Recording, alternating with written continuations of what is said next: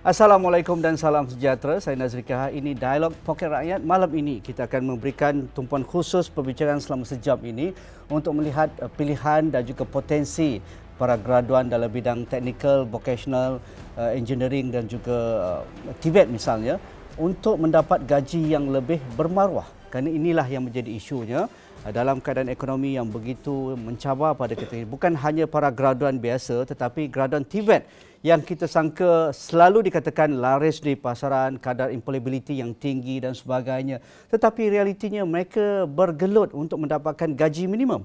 Di mana tahapnya? Di manakah silapnya? Apakah yang menyebabkan mereka yang berkemahiran ada sijil yang tertentu dimahukan oleh pihak industri, boleh menjadi bos yang hebat dan sebagainya, tetapi masih berhadapan dengan isu gaji yang rendah ataupun gaji yang murah. Ini dinyatakan oleh Perdana Menteri sendiri dalam bajet 2023 mengatakan 90% graduan TVET yang berada di industri bergaji kurang dari RM2,000 sebulan.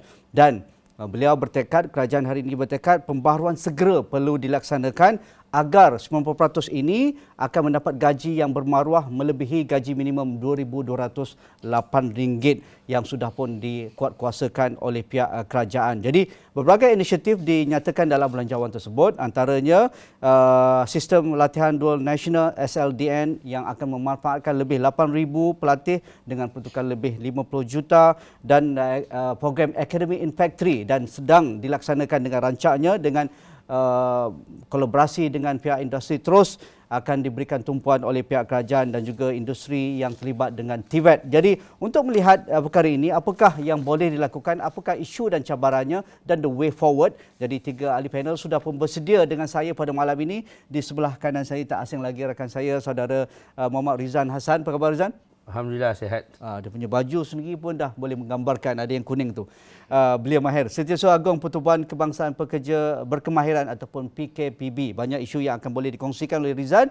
Dan di tengah sana Teknologis Abdul Hafiz Muhammad Nur, Timbalan Pendaftar Operasi Lembaga Teknologis Malaysia ataupun MBOT. Apa khabar Hafiz? Alhamdulillah sihat tuan. Sekarang ni orang gunakan title TS tu suatu yang signifikan.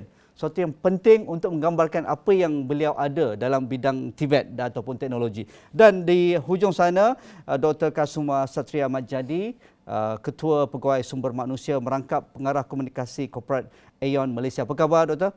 Terima kasih. Terima kasih. Banyak pengalaman dalam bidang retail, peruncitan, dan sebelum ini dalam bidang pendidikan, dalam bidang oil and gas. Pastinya ini boleh memberi rangkuman senario industri mengapa graduan TVET kita ada isu berkaitan dengan pendapatan dan juga gaji yang rendah. Okey, mungkin saya nak mulakan dengan Rizan sendirilah. Rizan, apabila kerajaan angkat dalam belanjawan ini menyatakan, dan ini sudah pun dinyatakan dengan dapatan oleh KRI, seorang penyelidik di KRI mengatakan 90% para graduan TVET kita memang bergelut untuk mendapat gaji minimum. Apa sebenarnya yang berlaku? Dan kita dah cakap benda ni saya rasa 15 tahun yang lalu, 2010 saya rasa seawal itu kita sudah berbincangkan perkara ini. Rizal. Okey, memang ini bukanlah satu isu yang baru. Kita telah lama dibincangkan dan diperjuangkan, dan terima kasih kepada kerajaan kerana kali ini dilihat begitu bersungguh-sungguh. Sebenarnya banyak cabaran-cabaran ataupun isu-isu yang melingkari soal pembangunan belia berkemahiran ataupun TVET ini. Antaranya adalah soal gaji. Pertama yang dapat kita lihat ialah industri itu sendiri masih belum ada semangat nasionalisme untuk melihat pembangunan modal insan di Malaysia ini benar-benar perlu diletakkan di tempat yang sewajarnya. Itu yang kita dapat lihat. Sebab kalau kita tengok apa yang kerajaan nyatakan nama-nama syarikat itu adalah syarikat-syarikat yang masih lagi di bawah kawalan kerajaan. Ya, JLC. Okay, JLC. Tetapi syarikat-syarikat yang lain itu masih lagi merasakan bahawa mereka sendiri sedang bergelut ataupun bagi mereka bukan satu keutamaan sebab bukannya core business mereka. Sebab itu pentingnya soal pembangunan latihan ini memang perlu dikendalikan sepenuhnya oleh industri dengan pelibatan institusi latihan. membawa maksud institusi latihan perlu menjadi kata orang tu platform yang membantu menggerakkan industri di negara kita untuk menerajui TVET. Untuk menyerahkan segalanya kepada industri bagi mengendalikan TVET ini mungkin akan mengambil masa yang terlalu panjang kerana industri sendiri belum begitu memahami soal pembangunan latihan. Jadi kalau asas itu dia tidak begitu jelas untuk industri menerajui, soal gaji, soal career pathway, golongan beli berkemahiran dia masih lagi berada di takuk yang sama. Kita boleh bercakap tentang segala macam inisiatif baru, tetapi framework lama itu masih lagi dibawa. Jadi framework lama itu kita sudah tidak lagi relevan kerana pertama teknologi telah mengubah cara berfikir kita. Teknologi juga telah mengubah cara kehidupan kita dan teknologi juga telah mengubah cara kita bekerja. Tetapi kita masih membawa kitab-kitab lama dan kita bercakap tentang keperluan semasa. Itu sudah tidak boleh lagi. Jadi apa yang kita banggakan, kebolehpasaran tinggi melebihi 90%, tetapi gaji minimum pun graduan kita tidak boleh mendapat. Di mana maruah graduan TVET kita?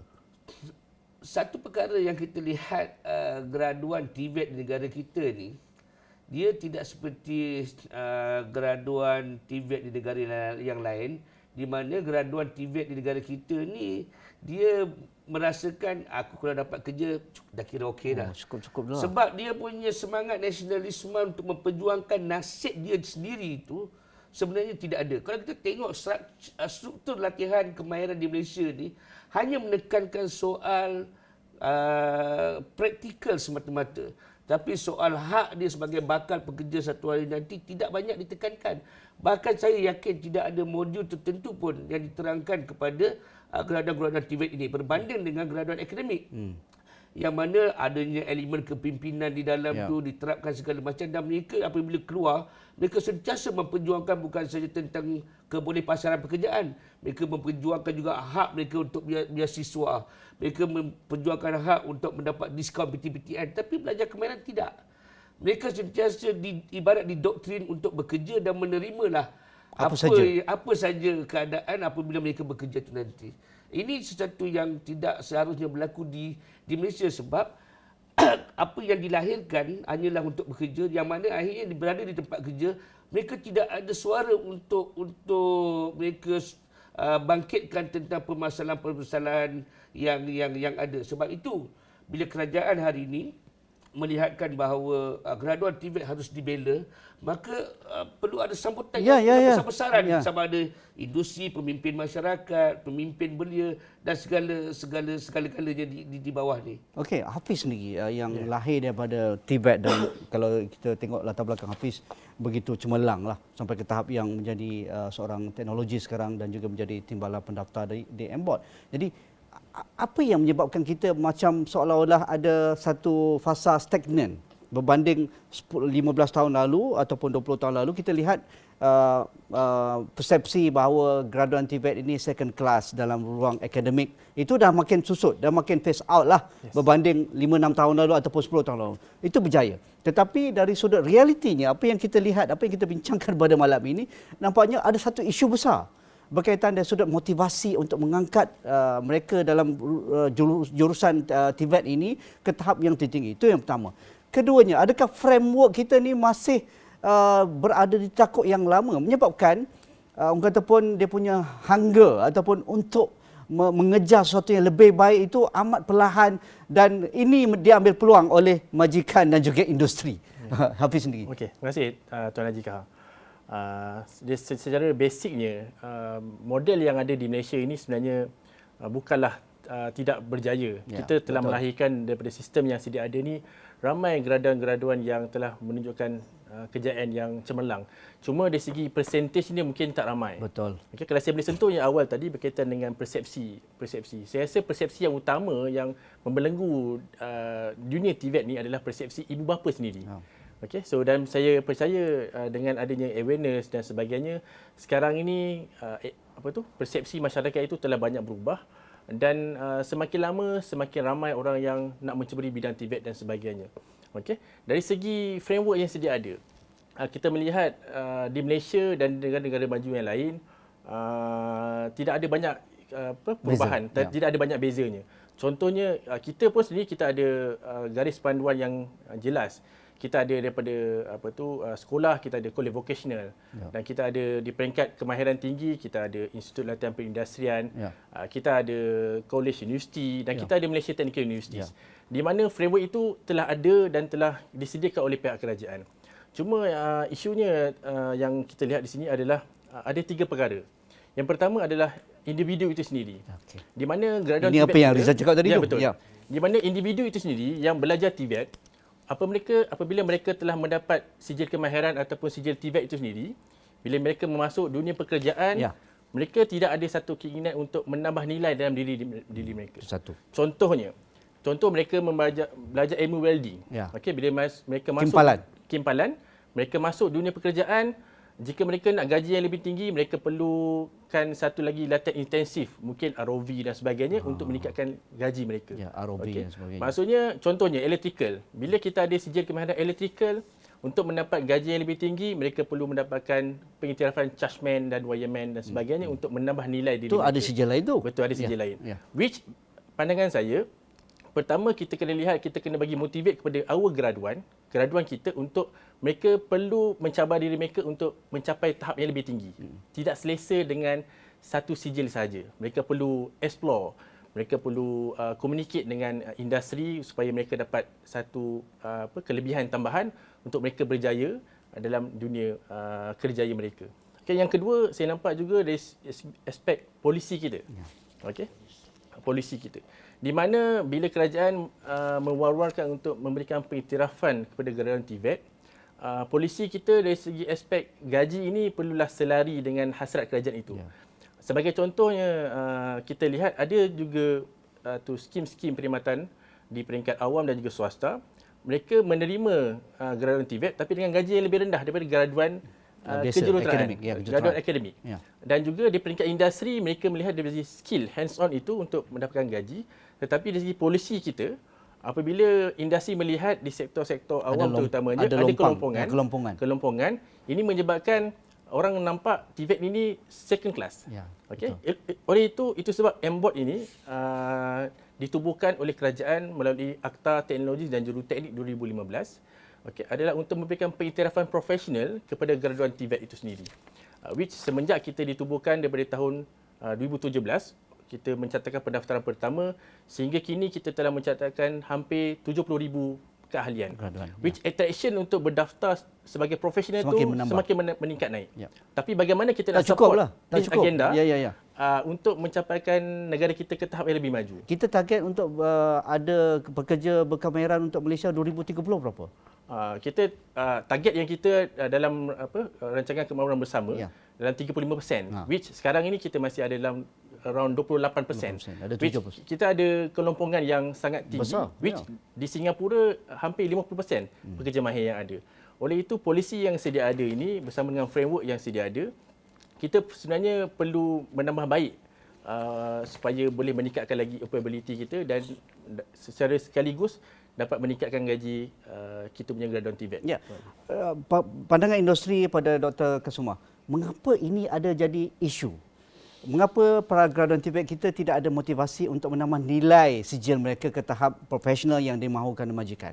Mengapa mereka perlu tunggu majikan menawarkan jika ada majikan?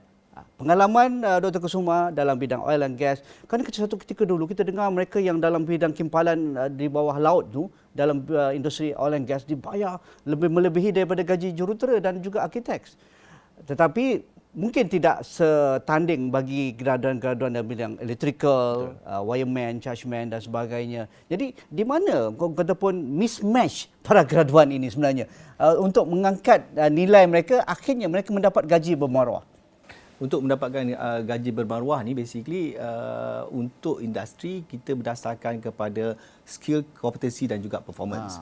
So itu paling asas. Itu berdasas. Tapi bila mereka mempunyai sijil, bila mereka mempunyai CJ, bila mereka mempunyai kemahiran, itu merupakan satu pasport untuk mereka masuk ke dalam industri. Dan industri memang kita buka ruang dan peluang seluas-luasnya untuk mengambil lepasan-lepasan yang berkemahiran ataupun yang mempunyai asas kemahiran. Itu memang didahagakan oleh industri. Sama ada retail ataupun oil and gas, sama saja. Tapi apabila mereka masuk, learning should never stop. Dan proses pembelajaran itu harus sentiasa berlaku, dan apabila mereka masuk ke dalam dunia pekerjaan, kita akan bersaing dengan bukan setakat tenaga mahir dalam negara dan juga luar negara. Because kalau contohnya kalau dalam oil and gas dia adalah is a global industry. Dan I think kita pun masih boleh bantu para graduan TVET kita supaya mereka mendapat asas yang lebih kuat berkenaan dengan keperluan industri yang sepenuhnya. Apa yang kita lahirkan adalah asas. Apa tenaga-tenaga TVET yang kita lahirkan adalah mempunyai asas. keluarkan ke IKBN, asas very basic. Very basic. Apabila mereka masuk ke industri, mereka masih lagi perlu dilatih dengan industri-industri yang bersesuaian. Dan ini adalah benda yang sama. Contohnya even dalam retail. Dalam retail kita ambil pekerja-pekerja lepasan TVET daripada culinary contohnya. Dan kita tetap ada Ion School Training Center di mana kita ada Delica School, Sushi School, Bakery School. Dan kemudian kita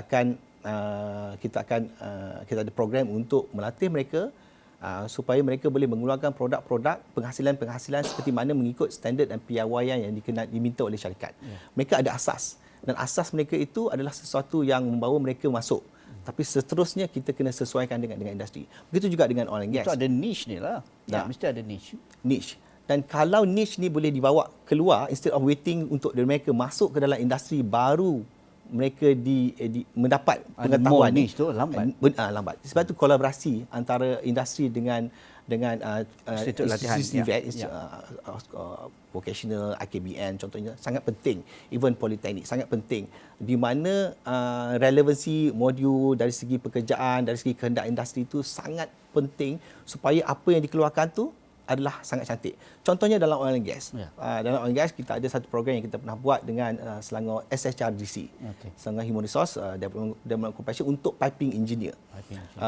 Sebabnya tak ada universiti di Malaysia ni yang melahirkan piping engineer. Dan apa yang dilakukan pada waktu itu untuk oil and gas adalah kita bawa pakar daripada US dan kita bawa ke Malaysia, dan program ini kita buat bersama dengan SHRDC, dan pada ketika itu dibantu juga oleh Talent Corp, dan syarikat basically kita juga terlibat sama. So cost is basically being shared 50-50 in terms of industry dan juga dengan institusi government, dan kita lahirkan jurutera piping engineer yang walaupun mereka baru 1 tahun tamat program tu, the skill is like a 2 years, 3 years engineer. Hebat. Dan mereka boleh bersaing di peringkat dunia sebab kolaborasi yang terjalin. Itu salah satu contoh lah. Itu kalau kita gunakan modul daripada oil and gas. Dan banyak contohnya peluang-peluang dalam industri, contohnya ROV operator, even basically drone pilot. Ia adalah satu yang sangat niche dan sangat diminta dikendaki untuk peringkat dunia, dan memang tak cukup pun di dunia ni. Dan kalau boleh kita bawa program-program seperti itu, dan kita but it has to be supported lah, dan it needs to be pada industry pandangan punya. Dr. Kasuma, adakah ini wajar dilakukan ketika mereka berada di institusi latihan ataupun penyedia platform latihan berkemahiran, ataupun mereka mesti ada career path yang ditentukan supaya yang dikatakan oleh Rizan dan isu katakan Cik Hafiz tadi, mereka tidak ada hunger, mereka tidak ada satu motivation untuk memiliki kemahiran-kemahiran seterusnya kerana mereka rasa itulah nilai mereka. Jadi di mana titik noktahnya untuk memastikan mereka ini perlu ada asas yang secukupnya apabila mereka sudah masuk ke pasaran, dan juga institusi latihan perlu react dengan kehendak-kehendak majikan? I think satu benda yang penting adalah sometimes people doesn't know what they don't know. Kadang-kadang pelajar-pelajar ni contohnya, mereka tak tahu dan tak nampak peluang yang besar yang ada di luar sana. Sebab mereka mungkin tak ada tertutup lah. Ya, dia punya mindset peluang dekat industri itu tak nampak. So pencerahan tu yang penting. Dan pencerahan tu penting dibawa di peringkat awal lagi supaya mereka nampak career path tu awal. Kita tak mahu terlambat. Maksudnya mereka masuk di peringkat pekerjaan baru mereka nampak. Dan ketika itu akan jadi begitu lewat sebabnya mereka dunia sekarang begitu cepat. Ya, betul. Very agile, very fast, everything move very very quick. Dan sekarang ni kita sedang mengejar. Kita memang dulu kita ke hadapan tapi sekarang ni kita seperti mana yang dah dikatakan tadi kita dah stagnan dan ramai mengejar kita. Dan itu yang salah satu tentang diri kita ni. Malaysia kita ada sangat banyak potential dan kita tahu banyak perkara. Dan kita bermula awal dan cepat dalam banyak benda. Tapi the closing part, the finalization tu kan. Ya, saya amat setuju doktor katakan tadi. Dan ini yang kita selalu cakap dari dulu lagi ialah budaya sekolah ke institusi atau sekolah ke Industri, ICT dah tak boleh pakai lagi di Malaysia. Kita kena didik anak bangsa kita sekolah ke kejaya. Di sekolah ada guru bimbingan kaunseling dan kejaya. Tetapi bab kaunseling tu memang kaunselor memang hebat. Tapi bab kejaya ni bagi mereka adalah diterajui oleh training provider sama ada IPT ke ataupun institusi kemahiran. IPT dan juga institusi kemahiran sendiri pun tak ada input yang banyak pasal Industri pasal kejaya, industri. ya. Sebab tu sudah tiba masanya saya selalu menegur juga industri supaya turun ke sekolah. Come in. Turun ke sekolah. Dan sekolah pula perlu memberi akses kepada industri. Bukalah pintu, ya. Bukalah pintu. Jangan rasa terlalu... Pertama cakap sekolah memang terlalu eksklusif dan tempat paling suci sekali. Jadi kena bagi peluang pada industri masuk. Industri pula, janganlah setiap tahun you punya CSR balik-balik back to school lah, bagi back sekolah saja. Kita perlu lebih besar peranan industri di dalam sekolah tentang soal kerjaya. Sebab akhirnya, you all sendiri yang nak talent bekalan ni. pada situ. Okey, itu yang pertama. Kedua, di negara kita, budaya pembelajaran sepanjang hayat ni terlalu lemah. Sebab itu, berlakunya ialah segala-galanya perlu datang daripada industri atau daripada kerajaan. Bukan datang daripada pekerja itu sendiri untuk mempertingkatkan diri mereka. Sebab itu juga saya katakan, dah tiba masanya insentif tentang upskilling, reskilling bukan kita sediakan lagi kepada seorang pekerja tu. Pekerja itu sendiri kena apply. Dan kalau dia nak naik gaji, nak naik pangkat, dia perlu membuktikan yang dia telah menghadiri serta-serta latihan di bawah SRDF, SRDC punya program. Perlu pembuktian. Bukannya datang daripada majikan. Bila datang daripada majikan itu yang bila dah bagi tu dia cabut, dia sakit rasa kan. Jadi dia kena datang daripada mungkin ada insentif tertentu yang mungkin rendah ataupun mungkin datang daripada poket sendiri ataupun ada geran-geran tertentu yang pekerja itu boleh sendiri bangunkan. Dan majikan juga perlu ditegur. Banyak inisiatif upskilling, reskilling lebih kepada jawatan jurutera ke atas. Betul. Manajemennya. Pengurusan. Yang bekerja yang bawahan ni kebanyakannya tidak menikmati pun inisiatif di bawah program-program SRDF yang dikatakan upskilling, skilling. Jadi mereka akan sentiasa membawa semangat segala-galanya datang daripada industri dan dia akan kekal dengan membawa CJ Kemahiran Malaysia ataupun CJ 10 tahun lalu. 10 tahun lalu. Itu saja. Kemudian dia akan cuba menggunakan kemahiran dan CJ yang dia ada tu untuk melompat ke tempat lain. Macam tu. Jadi kesetiaan itu tidak berlaku kat situ. Ya, Cik Hafiz. Siapa yang perlu gembeling kekuatan ini? Adakah industri? Adakah, yalah betul, individu tu penting, tetapi kalau kita lihat Rizan katakan tadi dalam bidang pengurusan tu kita ada HRDF, macam-macam upskilling, reskilling untuk memberikan knowledge terkini dalam bidang industri yang apa mereka ceburi. Tetapi bagi pekerja berkemahiran, siapa yang nak bagi ni? Siapa yang nak tentukan? Adakah MBOT? Ataupun kita perlu wujudkan satu jawatankuasa ataupun satu pemantauan tertentu yang merentasi agensi dan juga kementerian untuk memastikan upskilling, reskilling pekerja berkemahiran ini berterusan. Tidak hanya bergantung pada ION, tidak bergantung pada DRB Highcom ataupun aviation industry. Ini kita belum cerita pasal industri baru ni, ada EV, besok Tesla nak buka kilang, siapa pekerja dia? Okey, Cik Hafiz. Betul. So, oleh itu saya nampak di satu perspektif adalah langkah kerajaan mewujudkan Sekretariat Majlis TVET Negara adalah salah satu langkah permulaan yang sangat baik. Ini terfikirkan tak benda ni yang kita cerita ni? Sebab sebagai langkah awal, kerajaan pernah menubuhkan Suruhanjaya TVET. Okey, dan seterusnya dijenamakan sebagai Sekretariat Majlis TVET Negara. Dan langkah pertama yang diumumkan oleh Yang Muhammad Timbalan Perdana Menteri selaku pengurusi Majlis TVET Negara dan juga Yang Muhammad Perdana Menteri dalam bajet baru-baru ini adalah untuk industry driven. Untuk latihan TVET ini dipacu oleh industri. Di mana kita lihat langkah kerajaan ini adalah untuk sebenarnya memberikan wadah kepada industri TVET itu sendiri, apa yang dikeluarkan menyamai apa yang industri kehendaki. Okey. So secara umumnya kita ada banyak dasar dan kerajaan banyak memberikan grant-grant. Contohnya di SHD Corp, kita ada PTPK untuk latihan kemahiran dan sebagainya. Dan kita ada MBOD selaku badan profesional untuk memberikan pengiktirafan profesional kepada profession TVET itu sendiri. Tetapi macam Cik Rizal maklumkan tadi, ini adalah bergantung kepada inisiatif pekerja itu sendiri. Individu. Which kalau mereka nampak benda tu ada kesan yang baik kepada kerjaya mereka, mereka akan go for it.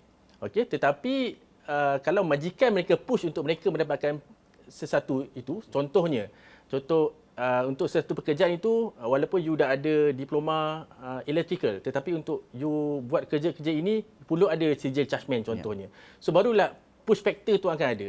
Which bagi kita selaku warga negara, sepatutnya kita tidak perlu menunggu majikan kita push.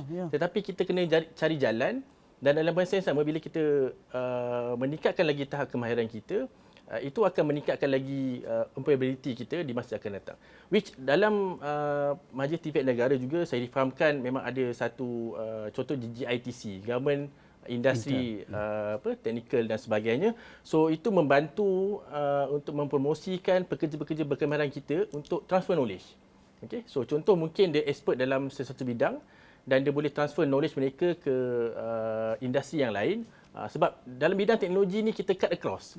Okay, mungkin kalau orang tu bekerja di company otomotif, tetapi dalam company otomotif sekarang ada IoT which reflect kepada AI dan sebagainya, big data dan sebagainya. Mengambil contoh, kami ada bekerjasama dengan Petronas selaku salah seorang pemain industri oil and gas yang terkemuka. Apabila kami berbincang dengan mereka berkaitan dengan upgrading oil and gas punya talent, rupa-rupanya Petronas juga ke arah untuk membuatkan lebih kepada big data untuk melahirkan big data talent, data analitik untuk membantu untuk upgrade dia ekosistem. Which bukanlah benda ini benda yang terkebelakang, tetapi kita kena bergerak ke depan. Walaupun kita bekerja di sektor oil and gas, tetapi injection elemen AI, data analitik itu penting. Macam soalan tuan tadi berkaitan dengan siapa yang patut berperanan. Bagi kita, ini adalah peranan kesemua pihak. Okay, peranan individu itu sendiri, peranan majikan juga untuk memberikan sponsorship, galakan. Saya setuju dengan Cik Rizal tadi dan kita punya pengalaman juga di MBOD bila kita bercakap dengan industri untuk upgrading staff mereka untuk menjadi profesional. Kebanyakannya bajetnya adalah untuk manager level ke atas, which ada degree dan ke atas. Tetapi graduan-graduan TVET kita yang bersifat juruteknik, yang berjawatan juruteknik selalu ditinggalkan. Okey. So oleh itu mungkin dari satu aspek juga itu cross industri ke ataupun certain industri? Certain industri. Okey, certain industri. Contohnya kalau kita pergi kepada industri-industri yang bersifat manufacturing dan sebagainya. Pembuatan. Kalau kita pergi kepada industri oil and gas, construction dan sebagainya, itu adalah dilema yang dihadapi oleh kita punya juruteknik yang bergelar graduan TVET itu sendiri. Okey. Dari satu aspek juga peranan kerajaan itu juga penting untuk support di ekosistem. Dan ekosistem yang telah disediakan kerajaan ini boleh menambah nilai apa yang perlu diberikan kepada kita punya graduan. In fact, graduan-graduan TVET kita ini sebenarnya telah banyak success story yang telah ditunjukkan. Betul. Okey, salah satu contohnya graduan TVET ada kawan saya sendiri, dia adalah graduan Kimpalan. Okey, dan sekarang ni berkhidmat di Arab Saudi dan mendapat gaji yang lebih tinggi daripada jurutera dan sebagainya, which dengan hasil skill dia, dan of course di samping dia ada sijil kemahiran untuk Kimpalan, dia juga ada sijil-sijil tambahan lain yang diiktiraf oleh pihak antarabangsa.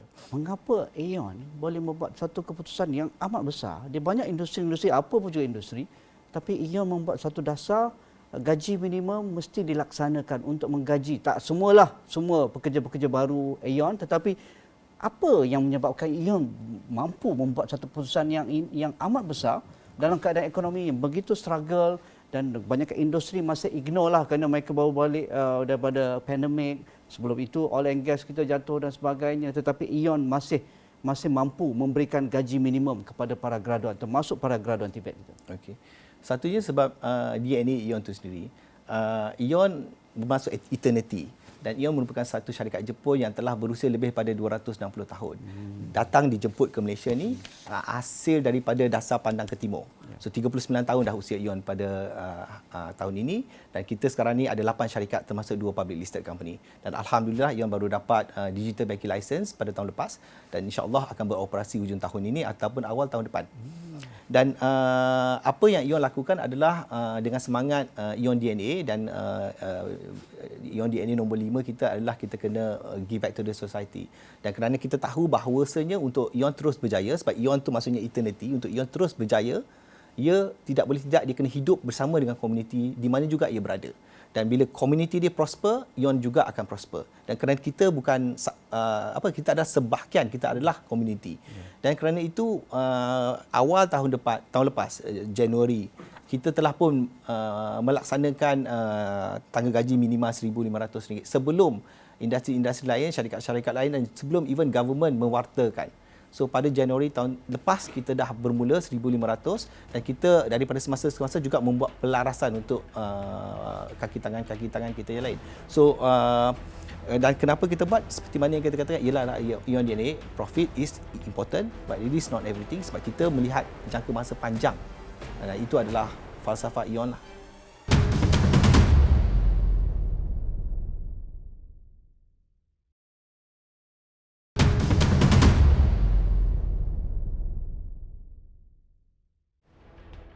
Ya, bagi mungkin doktor boleh kongsikan bagi pekerja berkemahiran yang spesifik, judgeman, wireman, bakeries, dalam bidang hospitality dan sebagainya. Ini semua dalam bidang core business Aeon.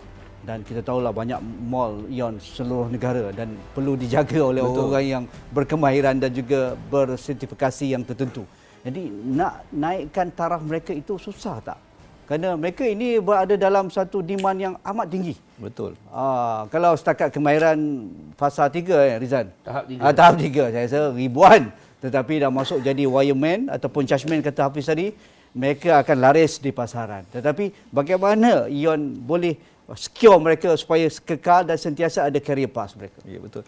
Dan apa yang Aeon lakukan, kita melihat diri kita Aeon ni sebagai training school, training center. Dah 39 tahun dah. Di mana kita train not just for ourselves but juga untuk the industry. Contohnya kita ambil wireman, electrician, kita basically develop orang untuk jadi chargeman. Kita even basically bayar untuk pendidikan mereka dan even kita bond mereka. Still hilang juga. Sebab they are hot product, hot market. Dan itu adalah satu yang kita akan terus lakukan. Bukan setakat untuk skill-skill yang tinggi seperti judgeman. Sebabnya untuk facility management contohnya kita perlukan 30 orang sekarang, kekosongan. 30 orang. Ini pun kemahiran spesifik ni tu. Memang untuk facility. Untuk facility, dan mereka sangat penting, kita perlukan dan kita tengah rekrut. Tapi untuk food line contohnya kita perlukan 500 orang. Sebabnya walaupun kita train, kita ada Aeon School Training Center dan sebagainya, check semua makanan kita ni. Betul. Kita ada contohnya Delica School, Sushi School, kita ada Bakery School, kita juga ada kilang memproses makanan di Shah Alam. Dan kita ada kekosongan 500 orang kita perlukan. Dan memang kita sentiasa train dan kita sentiasa upgrade staff-staff kita. Tapi seperti mana yang saya katakan, Aeon adalah training center di mana bila kita recruit, kita train, kita promote, orang lain ambil. Kan? Tapi ia adalah proses yang kita tahu kita tak boleh stop. Macam mana pun konsep dalam Aeon ni kita panggil sayap bagimu lah. Sayap bagimu. Maksudnya kita nak mereka berjaya. Dan bila mereka berjaya, dan alhamdulillah kita telah memberikan impak tersebut, dan kita tahu sama ada mereka akan come back sebagai event customer ataupun anak-anak mereka mungkin akan bekerja dengan Aeon. So as said, Aeon is part of the community. Siapa rakan strategik Institut Latihan Aeon? kita ada banyak. Kita bekerjasama dengan IKLBN. Kita basically dalam proses nak sign MOU. Encik Rizan. Dan itu adalah antara yang kita lakukan lah. Dengan college community pun ada. Kita banyak. Dan ION, kita basically memang sentiasa terbuka untuk bekerjasama dengan institusi-institusi untuk melahirkan pekerja-pekerja mahir untuk ION untuk jangka masa panjang lah. Ya, saya teringatlah Rizan apabila saya berjumpa dengan kita punya peserta di peringkat Olympic skill ataupun world skill level di Rusia 3 tahun lalu. Graduan dari Tellus University. Saya sebutlah spesifiknya dalam bidang culinary, chef. Beliau mendapat satu pendedahan yang amat tinggi di peringkat negara, kebangsaan, di peringkat regional, ASEAN dan sampai ke tahap untuk mewakili Malaysia ke peringkat dunia. Kerana saya lihat dia punya talent tu memang luar biasa. Dan pengiktirafan diberikan oleh universiti beliau, Tellus. Sampai untuk masuk fast track ke level degree pun boleh kerana pencapaian dalam bidang kemahiran inilah. Kerana mereka dah masuk pelbagai competition. Bagaimana kita nak lebih ramai, lebih banyak lagi majikan seperti ini yang expose student dia ke tahap yang mereka pun tak pernah jangkakan, kat universiti ataupun kat ILP aku, college community aku, aku dapat experience macam ni. Dan mereka really reward para pelajar kita yang mungkin, kita tahulah level-level ini berbeza-beza. Ada yang datang dari kampung, ada yang datang dari Sabah-Sarawak pedalaman, tak pernah kisah pun benda-benda yang exposure, kerjaya, ambil bidang kata pun kosmetik. Boleh jadi makeup artist yang hebat dalam bidang industri tertentu. Rizal. Sebab itu saya sentuh di awal tadi soal framework kita. Ya. Okay. Di Malaysia ni kalau sebut perkataan kerjasama industri itu, yang terbayang adalah on job training. Ya, macam CSR lah, lebih kurang itu lah. Tapi sebenarnya kalau di luar negara itu ekspor lebih besar. Ya. Contoh, teaching factory. Ya. Di mana industri boleh transfer knowledge dan transfer teknologi ke dalam institusi latihan, yang mana sebahagian daripada production industri itu yang diyakini boleh dijalankan di peringkat bawahan tidak dilakukan sepenuhnya di industri, tapi boleh berada di dalam latihan. Dan pelajar di institusi latihan itu, dia dapat buat produk sebenar dan dia dapat gaji juga. Walaupun mungkin sekadar allowance RM1,000 contohnya. Itu dapat memberi satu rangsangan dari awal lagi. Dari peringkat awal lagi juga, industri boleh melihat talent-talent yang boleh mereka ambil untuk bekerja ataupun yang boleh ditaja untuk bertanding dan sebagainya. Kalau tengok di Malaysia ni, minta maaf cakap Hafiz, kadang-kadang nak pergi ke World Skill ASEAN ke mana ke, kita nak dapat sokongan daripada industri dari segi peralatan. Merintih minta sumbangan. Sebab apa? Industri hanya terlihat kalau kerjasama dengan institusi hanya bersifat on job training. Tapi sebenarnya lebih besar lagi yang industri boleh sumbangkan. Belum lagi bercakap tentang transfer kepakaran tenaga pengajar ataupun orang berpengalaman di industri, di tempat belajar dan sebagainya. Jadi ini adalah perkara-perkara soal framework, soal governance, soal polisi yang perlu isu struktur perlu dilihat dengan lebih teratur lagi. Kalau tadi Haji kata SLDN contohnya, SLDN dah lama dah. Tapi kalau kita tengok syarikat-syarikat yang terlibat dengan SLDN ni, kebanyakannya kecantikan, jahitan, rambut kan. Mana industri-industri yang besar-besar? ION ada terlibat sekali sama kan? Industri besar-besar. Sebab apa? Sebab industri dibebani dengan soal administration yang melampau. Yang mana bukan mereka punya kerja sebenarnya. Jadi benda-benda macam ni kalau kita nak meminang industri, nak mengikat mereka, kan ada benda-benda yang perlu kita beri kegembiraan kepada industri. Bukan sekadar memberi pelepasan cukai saja, tidak. Tapi dari segi soal jangan bebani soal administrasi kepada industri kerana itu bukan keutamaan mereka sebenarnya. Ya, Hafiz, kalau pengalaman saya juga dalam membuat liputan Tibet ni sampai ke Germany. Ini negara paling tinggilah kalau kita cerita Rizan di Jerman lah, University Al-Karlsruhe.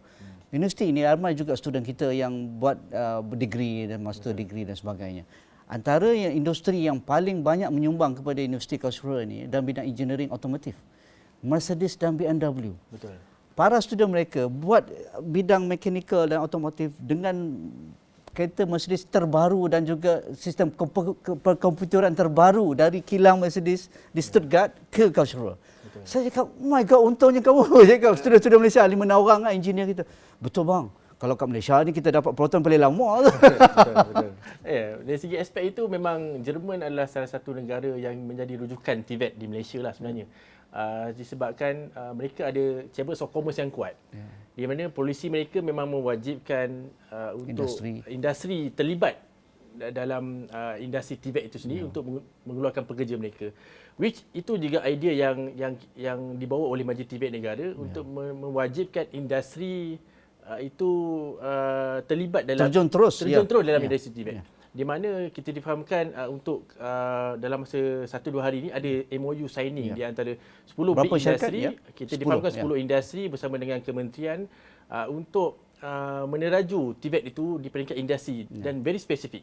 Di mana macam contoh Cik Rizan bagi tahu tadi dan tuan juga telah pergi ke World Skill Competition dan sebagainya, kita lihat memang ada satu kelompongan dari segi industri memberikan bantuan ataupun sokongan kepada institusi TVET dalam melahirkan pekerja berkemahiran tinggi. Mengambil contoh dulu apabila saya menjadi peserta negara di Jepun pada 2000. Ini graduan World Skill ni. 2007 pingat emas.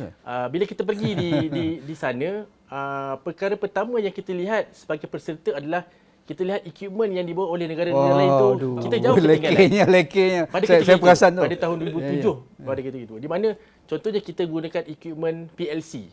Okey, kita beli daripada company PLC dan kita buat sistem robotik dan sebagainya. Tetapi di sebelah saya adalah pasukan Jerman dan di sebelah saya adalah pasukan Jepun. Which PLC yang mereka bawa untuk programming itu adalah hasil buatan mereka sendiri. Which masa itu kita rasa something wrong, something yang perlu kita belajar dan kita bawa balik dan kita implementkan kepada kita punya industri.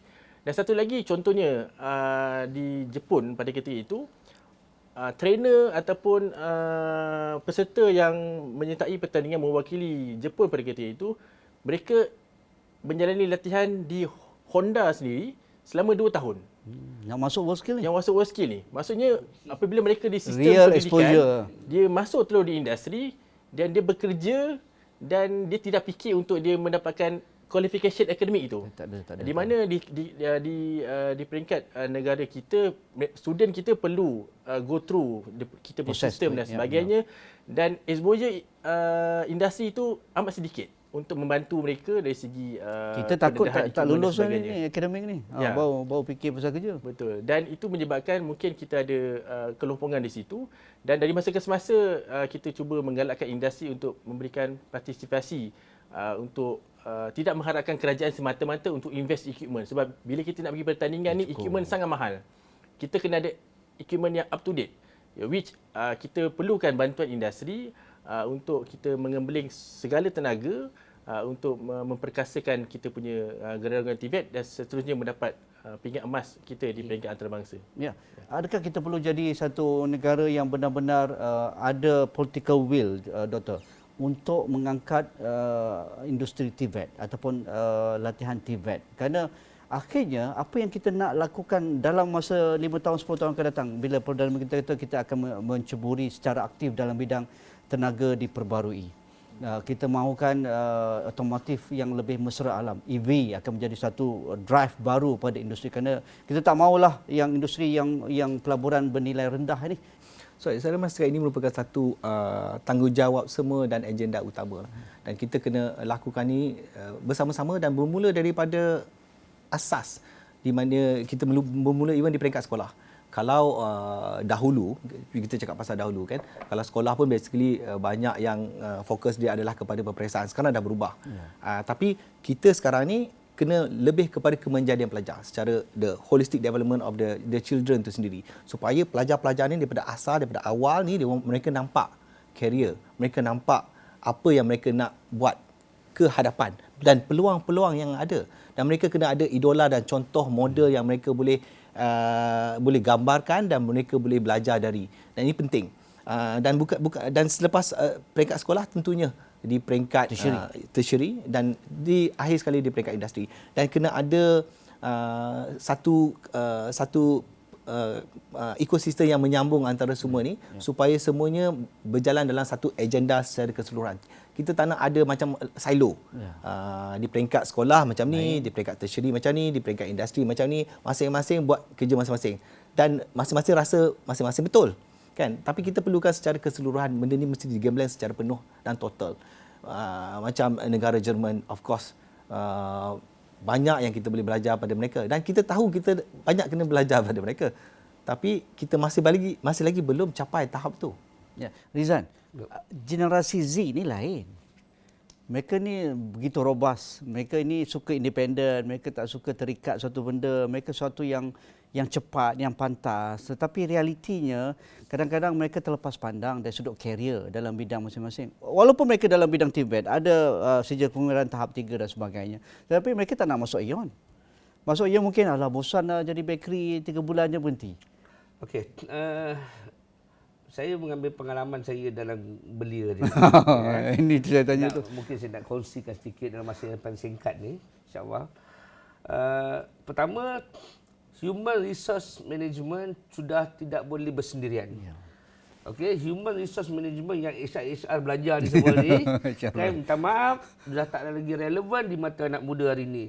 Dia perlu disekalikan dengan human resource management plus positive youth development. Sebab belia kita dah berubah dah, teknologi dah mengubah diorang ni. Itu yang pertama. Okey, mesti tahu tentang pembangunan belia. Kedua, anak muda kita sudah lagi tidak bercakap soal standard of living. Ya. Kita orang tua masih lagi bercakap pasal standard of living. Mereka bercakap tentang quality of life. Okey, mereka nak segala-galanya berkualiti, gaji berkualiti, tempat lepak berkualiti, kantin di tempat kerja Kopi berkualiti. Okey. Minum kopi minum kopi pun berkualiti, environment tempat kerja, asrama yang disediakan. Kalau sekadar rumah kedai ni, walaupun brand besar, mungkin nama company Jepun contohnya, tapi asrama rumah kedai. Sorry brother. Okey, mereka perlukan itu sebab itu adalah generasi sekarang. Okey. Dan yang paling penting sekali ialah bagaimana kita orang dewasa boleh menjadi orang dewasa yang boleh dipercayai oleh anak muda. Positive youth development yang melahirkan youth adult partnership. Kegagalan kita hari ini, orang tak nak kerja dengan kita, belia tidak berpartisipasi dalam politik, belia tidak memberi sumbangan kepada masyarakat because tidak berlakunya youth adult partnership tu tadi. Kalau youth adult partnership berlaku di tempat kerja, anak muda melihat orang lama di tempat kerja sebagai orang yang boleh dipercayai, bukan sebagai pemimpin, tetapi sebagai orang yang boleh membimbing dia. Ini adalah rahsia bagaimana nak tackle anak muda hari ini. Yang mana selalu saya yakin Majlis Belia Malaysia, mana-mana agensi yang berkaitan dengan belia memperjuangkan tentang hal ini. Kerana apa? Kerana 3 perkara itu tadi yang saya katakan, teknologi telah mengubah cara belia kita bekerja, cara belia kita hidup, okey, dan segala-galanya. Sebab itu kalau ini dapat kita fahami, saya yakin sedikit sebanyak akan menyumbang kepada soal tanggungjawab jati diri anak muda kita untuk memberi sumbangan yang bukan saja kepada diri dia, tapi kepada pekerjaan, kepada masa depan dan sebagainya. Okey, akhirnya dalam masa 3 minit ini, apakah kita tak boleh tunggu lama kerana dunia bergerak begitu pantas, tetapi konflik apa yang berlaku di global itu akan terus datang menerjah ke Tumpat, ke Pasir Gudang, ke Pulau Banggi sampai ke Tawau ataupun ke Semporna. Jadi nak ataupun tidak, kita perlu equip apa yang kita cakap ni kepada para generasi graduan kita. Tak kiralah graduan akademik ataupun graduan TVET. Apa yang Rizan kata quick wins dalam masa 3-4 tahun ini, dalam keadaan semua begitu mencabar sekarang ini, kita perlu ada skill of survival untuk mendapatkan gaji bermaruah untuk anak-anak muda kita. Pertama sekali soal penekanan kepada soal akta tentang soal akta penggajian ini perlu dilihat dengan lebih teliti lagi. Kalau tidak meletakkan satu gaji minimum yang menyeluruh ataupun tidak kepada TVET, sekurang-kurangnya kepada sektor-sektor tertentu. Okay.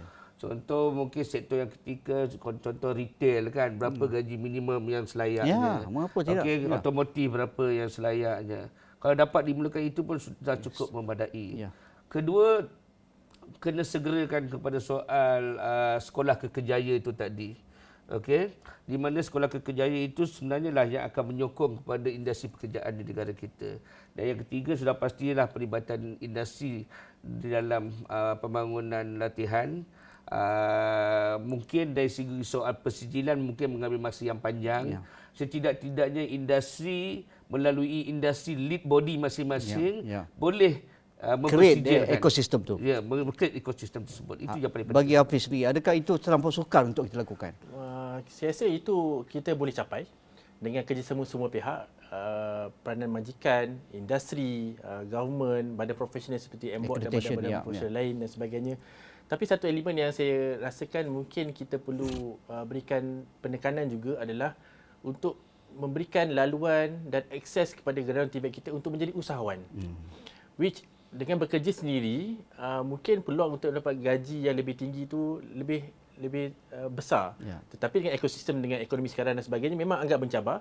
Tetapi kita perlu akui graduan-graduan TVET kita perlu asuh mereka, kita perlu bagi akses kepada mereka, kita perlu bagi mungkin bantuan-bantuan yang signifikan kepada graduan TVET kita ini untuk menceburi bidang perniagaan.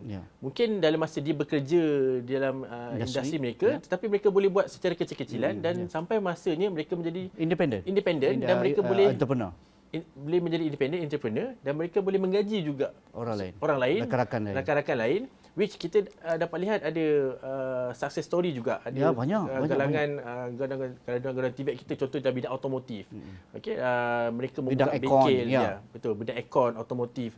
Dan mereka apabila mereka ada sijil kemahiran, mereka ada exposure dalam keusahawanan, mereka juga boleh membuka pusat latihan, SLDN dan sebagainya. Mereka boleh melahirkan semula graduan TVET yang berkualiti berdasarkan pengalaman mereka. Mereka ada pengalaman, real experience. Betul. Mereka ada pengalaman dan mereka dah lalui sistem susah bagaimana nak berjaya, dan mereka boleh turunkan balik knowledge dan experience mereka kepada anak-anak muda yang lain. Dan kadang-kadang anak muda ni perlukan ikon. Saya setuju dengan doktor punya input tadi. Anak muda ini kita perlukan ikon. Ikon yang kita lihat sebagai satu yang boleh ditonjolkan sebagai masa depan dalam dunia mereka. Okey, contoh kalau kita boleh buat ikon TVET ataupun ikon dalam, saya selalu sebut dalam mana-mana mesyuarat. Contoh kalau kita tengok MasterChef. Okay, kalau orang minat dengan MasterChef dan orang akan pergi masuk bakery. Bagaimana dengan bidang-bidang lain? Culinary contohnya. Mungkin kita perlu ada satu program Astro kena ambil alih reality show berkaitan dengan itu otomotif contohnya, supaya dapat memberikan exposure kepada masyarakat, inspirasi yang TVET ini ada masa depan. Betul. Hafiz pernah masuk world scale di peringkat dunia, kita pergi participate, saya membuat liputan, saya rasa jauh tinggilah dia punya recognition kepada skill student kita, sampai saya rasa Malaysia jauh lah, macam mana kita perlu kejar cara tu. Bagi doktor sendiri, akhir sekali lah, mungkin satu masa nanti Aeon lah, kalau lama di Aeon akan ada satu ekosistem, mungkin tak semua Aeon akan buat, kerana ialah dinamiknya teknologi, dinamiknya perniagaan hari ini dan sebagainya. Mungkin ada struktur vendor misalnya pada anak-anak muda TVET kita. Okey, saya tak nak buat bakery dah, vendor Hafiz dia chef culinary yang saya dah train 10 tahun, saya percaya company ni akan supply kepada Aeon. Mungkin itu satu masa nanti akan datang. Ya, betul. Sebab ruang dan peluang tu banyak kan. Betul. Dan contohnya mungkin mereka bermula sebagai baker yang boleh naik sampai kecil baker. Dan peluang kerjaya mereka sama ada mereka akan datang akan jadi GM yang manage the bakery business of the Aeon part of the business, ataupun naik lagi ke COO dan seterusnya, ataupun mereka boleh dengan kemahiran yang telah mereka dapati di Aeon untuk membuka bakery di mereka sendiri, kan? Itu salah satunya. Tapi apapun, usaha untuk memperkasakan TVET ni adalah tanggungjawab semua, dan kita kena collaborate together lah. Sebabnya sekarang ni adalah apa yang kita kata adalah collaboration is the new competition. Tidak boleh silo kita buat ni. Tak boleh silo. Dan kadang-kadang bila kita nak solutionize something ni, kadang-kadang kita go for a quick fix. Kita kena pastikan kerjasama dan maklum balas daripada contohnya industri ini diambil kira. Sebabnya kita tak nak bila kita go for solutioning, kita go for quick fix, tapi kita melahirkan side effect yang lain. So the reality check tu sangat penting. So industri sangat ingin bekerjasama, dan kita memang menunggu-nunggu untuk terlibatlah. Dan kerana kita rasa ini adalah sesuatu yang industri perlu lakukan untuk memastikan TVET ini berjaya bukan setakat untuk the industry as a whole, tapi syarikat-syarikat juga perlukan, sangat-sangat perlukan perkara ini. Ya, kerana kita ingin menamatkan end game generation yang bergaji bawah gaji minima ini, kerana apa yang dikatakan oleh KRI itu 90% graduan TVET memperoleh gaji di bawah 2,000 itu amat menyedihkan. Kerana kita selalu bangga mereka laris di pasaran, employability paling tinggi berbanding para akademia dalam bidang akademik. Dan kita tahu juga majoriti graduan TVET menamatkan pengajian mereka dengan satu level kelayakan yang begitu asas. Kemahiran tahap 3 dikatakan tadi. Sedangkan itu sebenarnya baru separa mahir, belum sepenuhnya mahir lagi. Dan pastinya para majikan ambil peluang inilah, ambil mereka, gajikan mereka. Kalau mereka tidak ada inspirasi dan juga motivasi, setakat itulah bertahun-tahun sampai mereka berkeluarga, berkahwin dan seumpamanya. Jadi kita perlu selesaikan this kind of generation of TVET graduates supaya mereka keluar dengan gaji yang lebih bermaruah, dan bidang kesewanan antara alternatifnya satu ruang yang begitu luas. Mungkin dalam keadaan ekonomi sekarang mungkin agak perlahan, tetapi tidak mustahil kalau mereka betul-betul niche dengan pengalaman yang mereka ada. Terima kasih Rizan, terima kasih Hafiz, terima kasih kepada Dr. Kasuma Satria Majadi dari ION. Itu saja bersama saya Nazri Kaha dalam Dialog Pocket Rakyat pada malam ini. Saya rasa begitu baik pencerahannya. Semoga ada pihak-pihak teratas sana mendengar perbincangan kami dan kita mahu perkara ini dapat dilakukan perkara susulan ataupun tindakan-tindakan yang lebih konkret di masa akan datang. Assalamualaikum, kita jumpa lagi.